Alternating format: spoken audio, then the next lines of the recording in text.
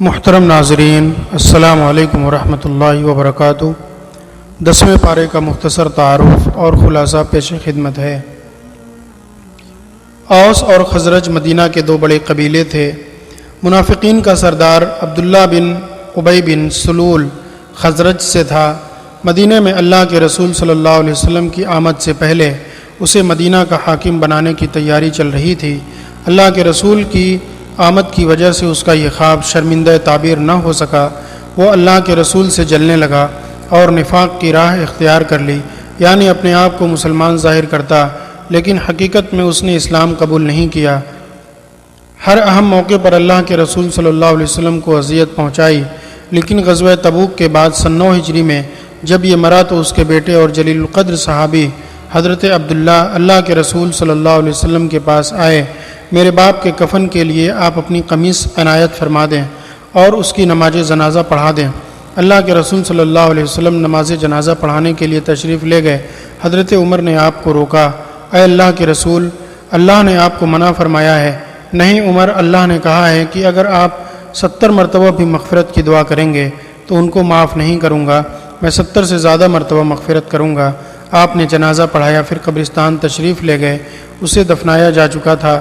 لاش قبر سے نکلوائی، اپنے گھٹنوں پر رکھا، اس پر اپنا لعاب دہن لگایا اور اسے اپنی قمیص پہنائی۔ صحیح بخاری کی روایت ہے یہ۔ اس موقع پر سورہ توبہ کی چند آیات نازل ہوئیں اور آپ کو منافقین کی دعائے مغفرت اور نماز جنازہ پڑھنے سے روک دیا گیا۔ قربان جائیے اس رحم دلانہ سلوک پر جس نے پوری زندگی آپ کو ستایا، برا بھلا کہا، موقع بموقع ذلیل کرنے کی کوشش کی۔ غزوہ احد سے لے کر غزوہ تبوک تک آپ کو نعوذ باللہ اذل یعنی سب سے کمتر کہا۔ آپ سے کہا دور رہو، تمہارا گدھا بہت بدبو کر رہا ہے۔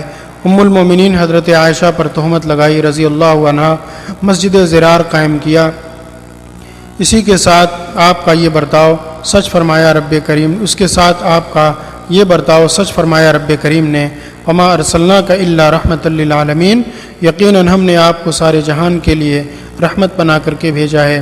10واں پارہ وعلموا کے نام سے جانا جاتا ہے، اس لیے کہ اسی کلمے سے اس کا آغاز ہے۔ اس پارے میں 128 آیتیں ہیں، 35 سورہ انفال کی اور 93 سورہ توبہ کی اور 17 رکوع ہیں۔ سورہ توبہ اس لیے کہ اس میں 8 سے زیادہ بار توبہ کا ذکر ہے۔ نیز 3 صحابہ کعب بن مالک، مرارہ بن ربیع اور ہلال بن امیہ کی توبہ کا ذکر ہے۔ اس کا دوسرا مشہور نام سورہ براءت ہے، اس لیے کہ اسی سے اس کی ابتدا ہوئی ہے، اور اس صورت کے اکثر و بیشتر مضامین کا تعلق مشرکین سے اعلان براءت سے ہے۔ ترتیب کے اعتبار سے یہ 9ویں سورہ ہے۔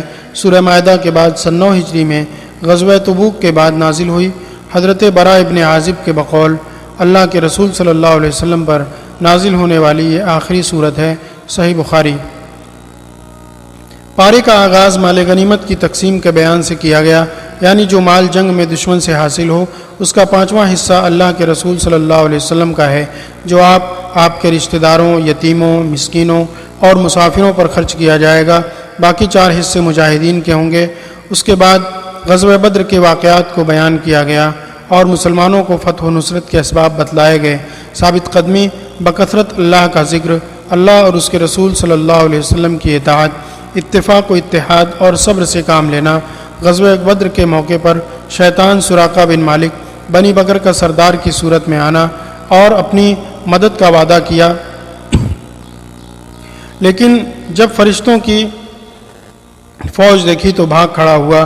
مسلمانوں کو ہر اعتبار سے مضبوطی اختیار کرنے کا حکم دیا گیا، لیکن اس کے ساتھ ساتھ تاکید بھی کر دی گئی کہ ایسا نہ ہو کہ تم ہمیشہ طاقت کے نشے میں چور ہو کر اپنے مخالف سے برسر پیکار رہو، بلکہ اگر وہ تمہارے ساتھ مصالحت پر آمادہ ہوں اور مل جل کر امن و امان کے ساتھ رہنا چاہیں تو تم ان کا ساتھ دو۔ قیدیوں کے احکام بیان کرنے کے بعد مہاجرین و انصار کی تعریف کی گئی، انہیں پکا مومن ہونے کی سند دی گئی اور ان کے لیے مغفرت اور اجر عظیم کا وعدہ کیا گیا۔ سورہ براءت قرآن کریم کی واحد سورہ ہے جس کے آغاز میں بسم اللہ درج نہیں ہے۔ اس کی وجوہات کے سلسلے میں زیادہ صحیح بات یہ ہے کہ سورہ انفال اور سورہ توبہ ان دونوں کے مضامین میں بڑی یکسانیت پائی جاتی ہے، گویا سورہ براءت سورہ انفال کا تتمہ ہے، اسی لیے اسے بھی ثبوت طوال میں یعنی دونوں صورتوں کو ایک شمار کیا جاتا ہے۔ اس صورت کا آغاز مشرکین سے اعلان برات کے ساتھ ہوا اور یہ اعلان حج اکبر کے دن یعنی 10 ذی الحجہ کو کیا گیا۔ جن مشرکین کے ساتھ معاہدہ نہیں تھا یا جو معاہدے پر قائم نہیں تھے انہیں 4 مہینے مہلت دے دی گئی کہ وہ اس دوران اپنی اصلاح کر لیں، ورنہ اب انہیں یہاں رہنے کی اجازت نہیں ہوگی۔ اس کے بعد مشرکین کو تنبیہ کی گئی کہ اللہ کے گھر کو آباد رکھنے اور حاجیوں کی خدمت کرنے پر کیوں تم کو بڑا فخر ہے؟ تمہاری یہ نیکیاں کس کام کی اگر اللہ اور قیامت کے دن پر تمہارا ایمان ہی نہیں؟ حقیقت میں اللہ کے گھر کو تو وہ آباد رکھتے ہیں جن کا اللہ اور روز آخرت پر ایمان ہے، نماز قائم کرتے، زکوٰۃ دیتے اور صرف اللہ سے ڈرتے ہیں۔ یقیناً یہی ہدایت یافتہ لوگ ہیں۔ دین سے محبت کا حقیقی معیار اور پیمانہ بتلایا گیا کہ نزدیک و دور کے رشتہ دار، مال و دولت اور گھر بار اللہ اور رسول اور اس کے راستے میں قربانی سے زیادہ عزیز نہیں ہونے چاہیے۔ غزوہ حنین کا اور اس موقع پر اللہ کی نعمتوں کا تذکرہ کیا گیا۔ اس بات کا اعلان کیا گیا کہ آئندہ سال سے کوئی مشرک حج نہیں کرے گا۔ یہود و نصارہ کا عزیر اور حضرت عیسیٰ کے سلسلے میں علیہم الصلاۃ والتسلیم حضرت عیسیٰ علیہ الصلاۃ والتسلیم کے سلسلے میں عقیدے کو بیان کر کے یہ بتلایا گیا کہ انہوں نے اپنے عالموں اور راہبوں کو رب یعنی شریعت ساز بنا رکھا ہے، یعنی جو یہ اپنے من سے حلال کرتے ہیں وہ حلال اور جسے حرام کہہ دیں وہ حرام۔ ان عالموں اور راہبوں کے بارے میں یہ بھی بتلایا گیا کہ ان کی نظر لوگوں کے مال پر ہوتی تھی کہ کیسے اسے ہڑپ لیں۔ ان لوگوں کے لیے وعید ذکر کی گئی جو مال کی زکوٰۃ نہیں نکالتے کہ قیامت کے دن ان کے خزانوں کو جہنم کی آگ میں تیار کر ان کی پیشانی، پہلو اور پیٹھ داغی جائے گی۔ حرمت والے 4 مہینوں کا ذکر کر کے بالخصوص ان میں ظلم اور گناہوں سے منع کیا گیا اور اس میں مشرکین کی طرح تقدیم و تاخیر کو بھی حرام قرار دیا گیا۔ اس کے بعد غزوہ تبوک کے موقع پر منافقین کے کردار کو تفصیل سے ذکر کیا گیا اور ان کی یہ علامت بھی بتائی گئی کہ نہ وہ شوق سے نماز پڑھتے ہیں اور نہ خوش دلی کے ساتھ اللہ کے راستے میں خرچ کرتے ہیں، نیز یہ بھی کہ وہ بہت ڈرپوک اور لالچی ہیں۔ زکوٰۃ کے مصارف کو بیان کیا گیا۔ فقراء و مساکین، وصول کرنے والے، وہ جن کو تالیف قلب کے لیے دیا جائے، غلام آزاد کرنے اور قرض کی ادائیگی کی خاطر اللہ کی راہ میں اور مسافروں کو، پھر منافقین کی بعض کارستانیوں کی مزید نقاب کشائی کی گئی کہ وہ اللہ کے رسول کو اذیت دیتے رہتے ہیں اور ڈرتے بھی ہیں کہ اللہ اپنے رسول کو ان کی حقیقت حال سے آگاہ نہ کر دے۔ انہیں جہنم کے عذاب کی دھمکی دی گئی۔ بھلائی سے روکنا، برائی کا حکم دینا اور بخل سے کام لینا ان کی خصلت بتلائی گئی۔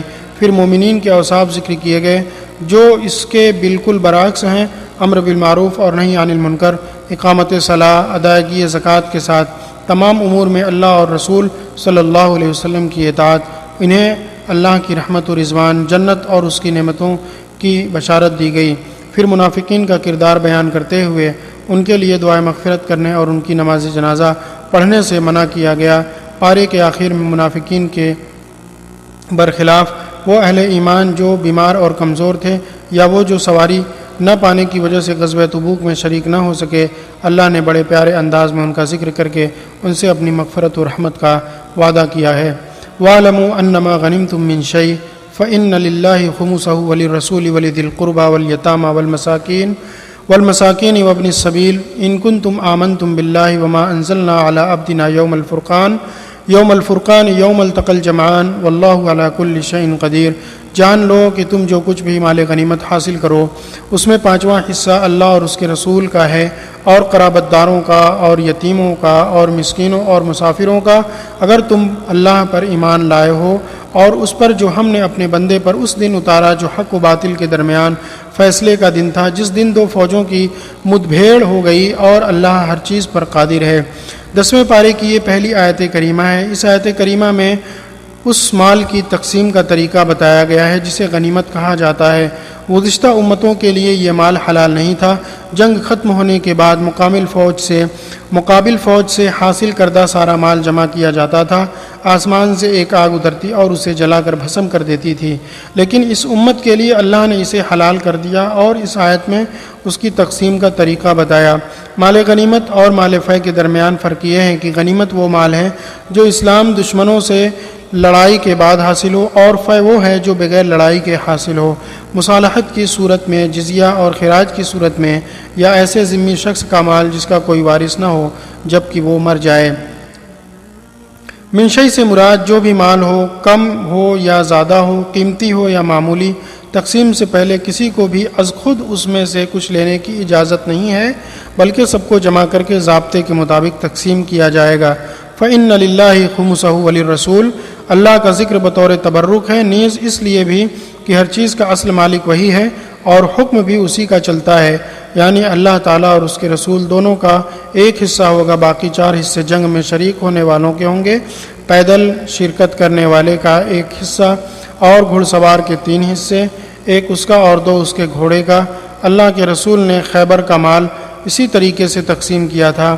آیت کریمہ کی روشنی میں علماء نے لکھا ہے کہ پورا مال غنیمت 5 حصوں میں تقسیم کیا جاتا تھا، پھر رسول اللہ کے حصے کو 5 حصوں میں بانٹا جاتا، جس میں پہلا اللہ کے رسول کا ہوتا۔ آپ صلی اللہ علیہ وسلم کے بعد اسے مسلمانوں کے مفاد عامہ میں تقسیم کیا جانے لگا، اور خود اللہ کے رسول صلی اللہ علیہ وسلم اپنی حیات مبارکہ میں یہی کرتے تھے۔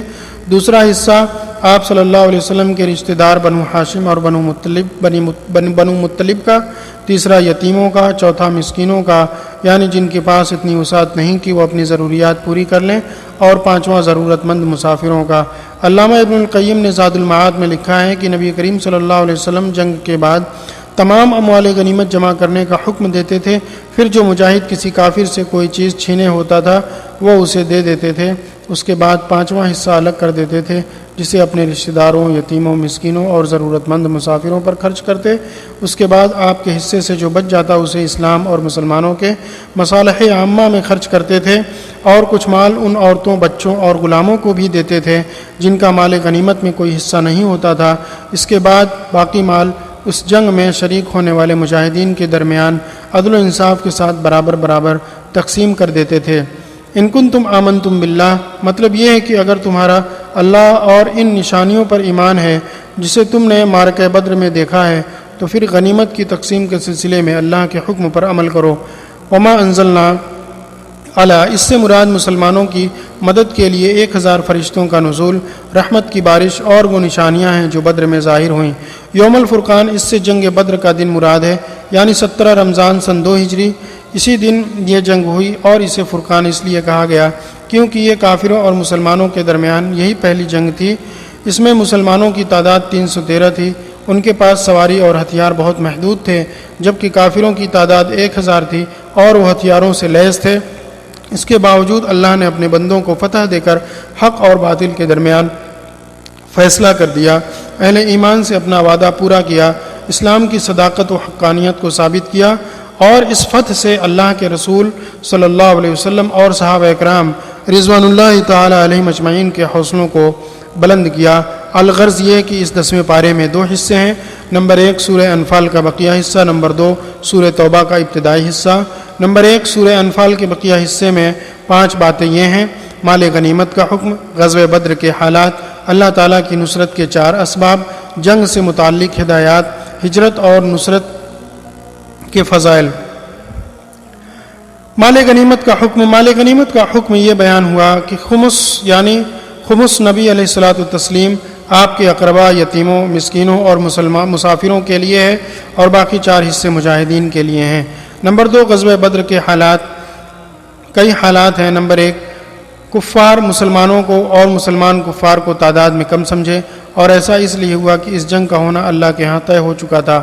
نمبر 2 شیطان مشرکین کے سامنے ان کے اعمال کو مزین کر کے پیش کرتا رہا، دوسری طرف مسلمانوں کی مدد کے لیے آسمان سے فرشتے نازل ہوئے۔ نمبر 3 قریش غزوہ بدر میں ذلیل و خوار ہوئے۔ نمبر 3 اللہ تعالیٰ کی نصرت کے 4 اسباب، نمبر 1 میدان جنگ میں ثابت قدمی، نمبر 2 اللہ تعالیٰ کا ذکر کثرت سے، نمبر 3 اختلاف اور لڑائی سے بچ کر رہنا، نمبر 4 مقابلے میں ناموافق امور پر صبر کرنا، نمبر 4 جنگ سے متعلق ہدایات، نمبر 1 دشمنوں سے مقابلے کے لیے مادی، عسکری اور روحانی تینوں اعتبار سے تیاری مکمل رکھیں۔ نمبر 2، اگر کافر صلح کی طرف مائل ہوں تو صلح کر لینا چاہیے۔ نمبر 5، ہجرت اور نصرت کے فضائل۔ نمبر 1، مہاجرین و انصار سچے مومنین ہیں، گناہوں کی مغفرت۔ نمبر 3، رزق کریم کا وعدہ۔ نمبر 2، سورہ توبہ کا جو ابتدائی حصہ اس پارے میں ہے اس میں 2 باتیں یہ ہیں۔ نمبر 1، مشرکین اور اہل کتاب کے ساتھ جہاد۔ مشرکین سے جو معاہدے ہوئے تھے ان سے برات کا اعلان ہے۔ مشرکین کو حج بیت اللہ سے منع کر دیا گیا، اہل کتاب کے ساتھ قتال کی اجازت دی گئی۔ نمبر 2، مسلمانوں اور منافقوں کے درمیان امتیاز۔ منافقوں اور مسلمانوں میں امتیاز کرنے والی بنیادی چیز غزوہ تبوک بنی رومیوں کے ساتھ مقابلہ، جو وقت کے سپر پاور تھے اور شدید گرمی اور فقر و فاقہ کے موقع پر پھل پکے ہوئے تھے۔ مسلمان سوائے چند کے سب چلے گئے، جبکہ منافقین نے بہانے تراشنے شروع کر دیے۔ پارے کے آخر تک منافقین کی مذمت ہے، یہاں تک فرما دیا کہ اے پیغمبر آپ ان کے لیے 70 بار بھی استغفار کریں تو بھی اللہ تعالیٰ ان کی مغفرت نہیں کرے گا، اور اگر ان میں کسی کا انتقال ہو جائے تو آپ اس کی نماز جنازہ بھی نہ پڑھیے گا۔ پھر ان مسلمانوں کا بھی ذکر ہے جو کسی عذر کی وجہ سے اس غزوے میں نہ جا سکے تھے۔ اللہ تعالیٰ سے دعا ہے کہ اللہ تعالیٰ ہمارے دلوں کے اندر ایمان کی پختگی پیدا فرما دے۔ آمین تقبل یا رب العالمین۔ آپ سے گزارش ہے کہ لائک کریں، شیئر کریں اور ہمارے چینل کو سبسکرائب کریں۔